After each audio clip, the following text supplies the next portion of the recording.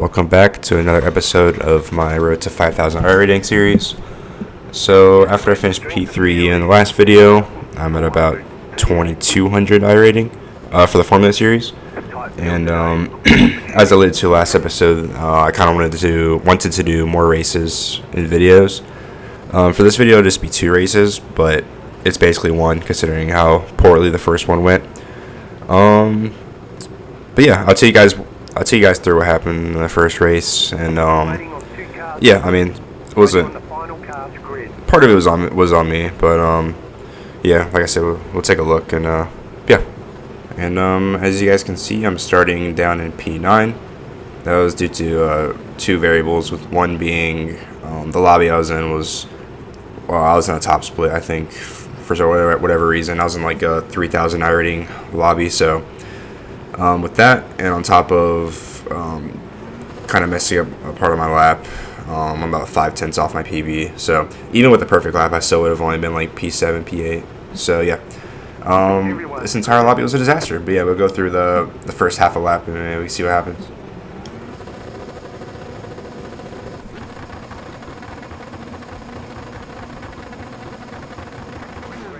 So as per usual, I get a pretty average start. The guy in front was a bit slower, and the guy to my right got a good quick start, but I noticed behind me there's not really anything going on, so I just took it easy, held the inside line, and lost a spot, gained a spot, so stayed in P9 overall. And yep, just took it easy into turn 3 as per usual. The guy kind of had looked on the inside, but down the inside in that corner does not work, because you don't get enough momentum going out onto the Schleifbach. But anyways, was taking it easy in here. Had a massive lift, had a crap ton of understeer, and yeah, boom, out the race just like that. I'll go over more of it in detail in a couple minutes, but yeah, like as per usual, I mean, I take the race starts pretty easy, and I mean, in an ideal situation, I would be more towards the apex there, and if I was, I would have avoided the incident. But anyways, yeah, this is pretty unfortunate, but so yeah, took the car to the pits. I had wheel damage, suspension damage, and to fully repair the car, to be in the pit for like 8 minutes. So yeah, I ended up being 6 laps behind the whole field, and that was that. I ended up finishing the race P12, but I lost like 35 irating, I believe, for a racing incident. So yeah, pretty unfortunate, but yeah, is what it is, I guess. So yeah, I'll do this mini segment to kind of explain what happened here. So the car to the far right of the screen, I believe, is at fault, in my opinion, for what I've seen. He's wide all the way down the inside, not even alongside the other guy directly in front of me. And I don't know, like he swerved to the right, and then he kind of just sent it down the Schleifbach, which is the corner name. And this is not an overtaking corner. And what happens, I'll go to the next frame. So in this next frame, it's kind of subtle in the clip, and from like the wide lens shot from outside the car. But he slightly tags the car ahead, and what happens is that makes him lose the rear a tiny bit. And once you get off the racing line in this game, then you basically lose all the grip in the tires. So he gets off the line a little bit, and then the next frame I'll show the moment he has where he's basically sideways. He slightly taps him, makes him have a moment, and then yeah, I'll go to the rest. And so that slight tag puts him facing the barrier completely. And yeah, I mean, he tries to recover the car, as we'll see later on, or in another freeze frame. But yeah, he's facing the perpendicular to the track. And here's the next shot. So the 3 things to analyze here are 1, the car to the left, 2, the understeer. Well, actually, you can say 2 things. Understeer is caused by cold tires. So, yeah, the understeer and the guy to the left. So, the guy to the left, he's on the grass, so the grip's gone. He's just going to be sliding around if he tries to rejoin. And I have some understeer. Like, I feel like this. I mean, I'm kind of a little bit wide of the racing line here, not too much, but like ideally you want to be a little bit closer to the apex. But you can still carry minimum speed and it'll be just as fast going a little bit wide. But regardless, the first lap of the race, no formation lap. Tires are probably about 50 degrees Celsius when they should be. And the optimal window is probably 90 to 95, really a little bit higher. And the next frame, we'll see what happens. So yeah, in this frame, as you can see, this is the guy who tagged me unintentionally. Got put offline by the number 12 red car. It's basically drifting off racing line. And we'll cut to my frame. And as you can see, I'm kind of slightly wider than optimal. Like, it's still fine to go this wide, but you can tell, I mean, in this corner, it's just a slight lift, and then you just go flat in fifth gear. But you can tell, like, I hit the brakes slightly, lifted up completely, and then once it spikes up, that's when he is still like the complete left side of me, and I didn't even see him on my screen. So I was like, okay, he's off the track. So I kind of went back up, thought it was clear, and then whenever we play the video, my car just swipes to the left, and there's nothing I could do. But yeah, overall, I'd say you can put most of the blame on the red car for hitting the purple or blue car offline in the first place. But I obviously could have done a better job of being a little bit more conservative, I guess. Lap 1, cold tires, as I was saying. Not as an excuse, but if I was a little bit slower there and I was hugging the apex slightly more, I probably just wanted to fit them. And I would have finished the race probably. But, yeah, things happen, I guess. And moving on to race 2, we'll see if I can mount a comeback or not. And additionally, before moving on to the next race, I'll show the crash from the TV shot, because it is pretty spectacular, to be honest. So yeah, we'll just run the full clip, and yeah, move on to race 2.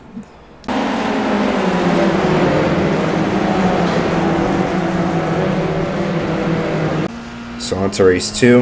I was still frustrated about what happened, but I got over it pretty fast. Took about a couple hour break to do whatever, and yeah, popped right back in. And yeah, this is the start of my quali lap, which I actually PB'd. So yeah, we can just watch it in full and see where I line up on the grid.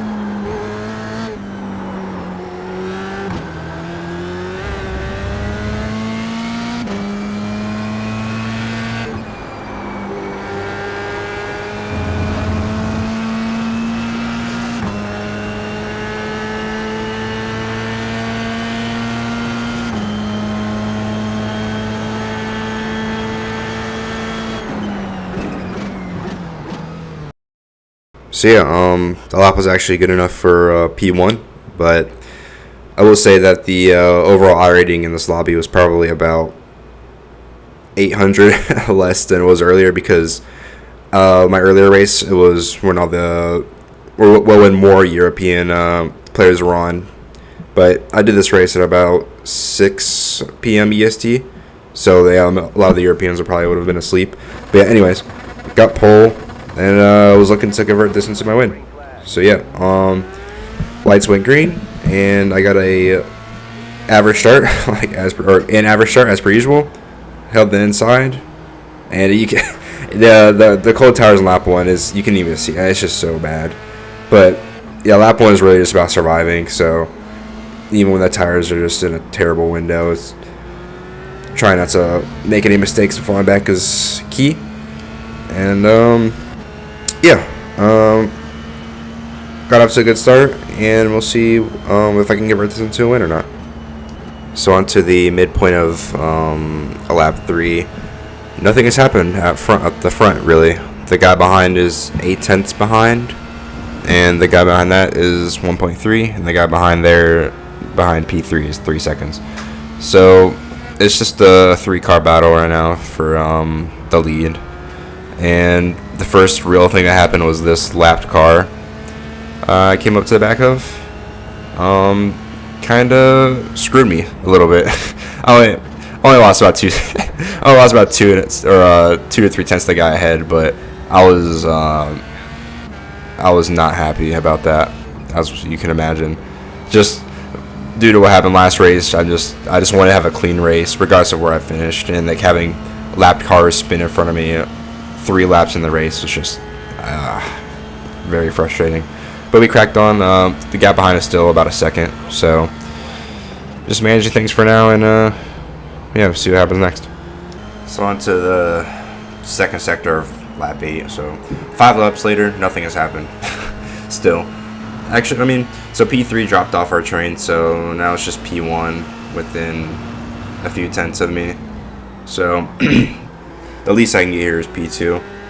But in just a moment, I believe, I didn't see what happened in the race, but you can see the guy behind. He clips the inside curb, and that basically unsettled the car, and he had a massive snap of oversteer. So the gap went from roughly 7 to 8 tenths to like 2 seconds or something like that. Yeah, roughly. So give me some some breathing air, and as you can see, the bottom right, the lap counter, it's just been super consistent. All my laps within thousands, hundreds of each other, which is pretty good. But that's all that really matters. The guy behind me was quicker, but I was more consistent, so I can just manage the gap. And so about 1.5 laps later, the gap I extended the gap by about a couple tenths, but coming up to another lapped car, which almost made me very angry again. Ooh, inches away. You can see my reaction there. I was way closer than I expected. Maybe it's just I think on my part, working on determining if they're lifting in front of me, or I don't know, because even Suzuka had that incident where the guy, but that was for position. The guy just lifted and I didn't know, and I just tagged him. There, he kind of lifted like half on the racing lines, because like on the exit you need to keep the wheel straight, because like in the game and in real life, obviously, like that on the exit, it kind of like the hill, like it dips and then it goes back up, so you can lose the car very easily if you have any like wheel lock. So you have to keep the wheel straight, and and then I didn't want to lose the car, and then that guy just kind of like flashed into my screen. I thought he was gonna let me behind the main straight. He just lifts and almost hit him. I actually did tag him. Like, I got like a 0x car contact warning, but no damage done, fortunately. But that is something I need to work on, is just being more focused on my surroundings, I guess, because for about, 10, 11 laps, I'm just putting in very consistent laps, and then come up to a lapped car, and I don't know. But on to, this is the next lap. I've been talking for 2 minutes, but next lap, there's another lap car ahead, but shouldn't be too big of a problem. And if anything else happens, then I'll do a commentary on it. So 3 laps later, on to lap 14. The gap behind is still the same, basically, and I'm coming up to another lapped car, which is always scary when you're in first, especially when that has such a low rating, you just don't know what they're going to do, especially when they're last. So, yeah, he let me through, fortunately. It was a little bit scary there because he didn't lift. He was trying to kind of drag racing with me, so I was like, oh, shoot. But, yeah, disposed of him. And the guy behind, if you look at the gap at the bottom left of the screen, is now 6 seconds. So, I didn't go back to the replay to see what happened, but it appears that he tagged the inside curb and had an even bigger moment that lost him 4 seconds instead of like 1.5 last time. So I'm continuing to put in fast, consistent laps, and yeah, shouldn't. At this point, I'm like, yeah, just bring it home. Gap 6 seconds, only about 4 laps left, and yeah, that's what I do. Yep. So on to the final lap of the race. Well, not this one, but the following laps, the final lap. Gaps is 5/10 larger. I just managed the race to perfection, basically for the most part, other than that scare I had with the lapped car. But yeah, pretty consistent. All my laps were within like 2/10 of each other, 3/10 of each other.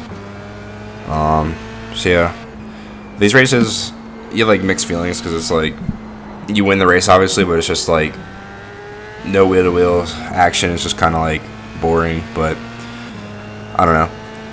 It is what it is, but can't really complain with the win. And yeah, so for the upcoming week of iRacing, I'll be doing a video tomorrow or Monday. I'm gonna begin the series on the sports category because I don't feel like racing these cars at Road America. So I'm gonna be doing the Porsche Cup series on I forgot what the circuit's called.